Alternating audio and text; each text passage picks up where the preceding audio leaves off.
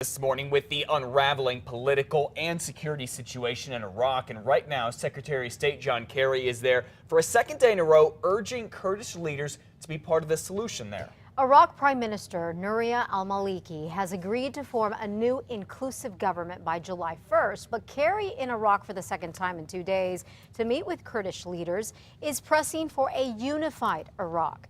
He says the threat of Sunni insurgents might prompt the U.S. to take military action before that date. They do pose a threat.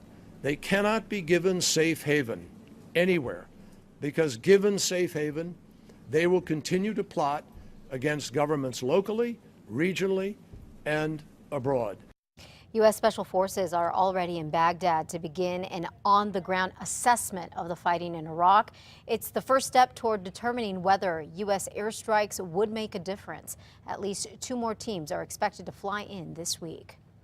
Well, back home in Albuquerque, more than 2 months after a UNM student accused 3 men, including 2 Lobo football players, of raping her at gunpoint, the district attorney's office is dismissing the charges. But they have stopped short of dropping the case altogether.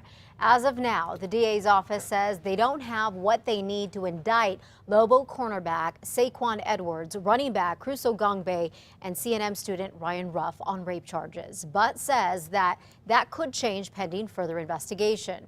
But attorneys say the case is full of problems and their clients' names need to be cleared. What we can do is put forth the evidence we have to show conclusively a rape did not occur. Ruff's attorney says his client will reveal a sex tape from that night that shows the student was a willing participant whose story does not add up. We asked UNM's athletic department if the 2 football players will not be allowed to rejoin the team. A spokesperson told us the decision would be up to the head coach and the VP for athletics. We'll keep you posted. Well, can you imagine taking your kids to a playground and finding this? I know it's hard to see, but it's some of the most hateful and obscene graffiti you have ever seen. What happened this weekend right here in Albuquerque, and neighbors are pretty freaked out about this. It took a lot of spraying, scrubbing, and painting to cover up the graffiti that plastered the playground at Paradise Skies Park near Unser and Irving. This is what shocked and disturbed folks in northwest Albuquerque this weekend. There were a lot of images of sex organs, threatening messages about killing Filipinos and African Americans, even the N-word there. It makes me not want to take my kids over there anymore, especially with the 666, and it kind of makes me want to cry. It's kind of intense. Pretty darn intense, a lot of swastikas there. The city cleaned up the graffiti, and Albuquerque police say its gang unit is investigating, and if they arrest whoever did this, the person or the group could be charged with a hate crime. Liz? Rehab experts are going to be meeting with residents on the Navajo Nation today. They're going to be talking about what can be done to restore burned and charred areas. Of course, hundreds of firefighters are still working to completely extinguish the Asahi fire. Evacuations were lifted for those living near Sheep Springs and surrounding areas. The fire is now 65% contained. It started Friday the 13th by a man burning weeds. The high fire danger in New Mexico right now has us on the receiving end of a little help from our friends. Yeah, these are our Hotshot friends, and they're coming in from all around the country. In fact, they're going to be in the Sandia Mountains this morning on wildfire watch. Hotshot crews from Illinois and Montana are out here helping out because Albuquerque's fire danger is the highest it has been all year. The last measurable amount of rain we've had, get this, was more than a month ago.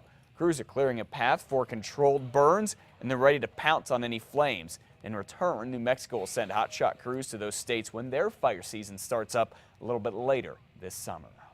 We are just 10 days from the 4th of July, if you can believe it, and as you might expect, the fear about fireworks sparking up a major blaze is quite high.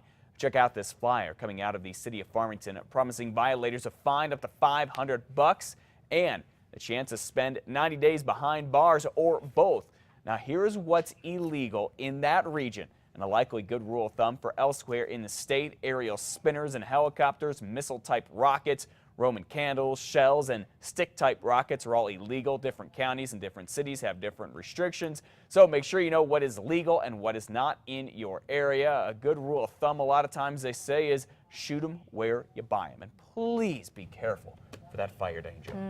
All right, coming up on 506, more and more people are now coming forward offering their own incentives for Tesla to build its multi-billion-dollar battery plant here. First, it was free land. Now there are talks of a hotel to try and lure the electric car maker Tesla to New Mexico. I think it's important for business leaders around the city of Albuquerque to be supportive, to say, hey, you know, we've got money to invest and we've also got a vision for our city. Well, that man right there is president of Total Management Systems. He says he'll build a hotel next to the Gigafactory if Tesla comes. This comes just a week later when a local investor, John Edward, offered up 400 acres of land for free. Governor Susana Martinez says she has had plenty of talks with Tesla's CEO. She can't go into detail about what the state is offering, whether it's land, tax breaks, or easy railroad access, but there have been also a lot of talks of a special session to perhaps lure the company here. The governor says she is happy that the private sector wants to get involved, but says it may be a better idea to wait until the negotiations unfold. Tesla is expected to announce where they will build by the end of the year.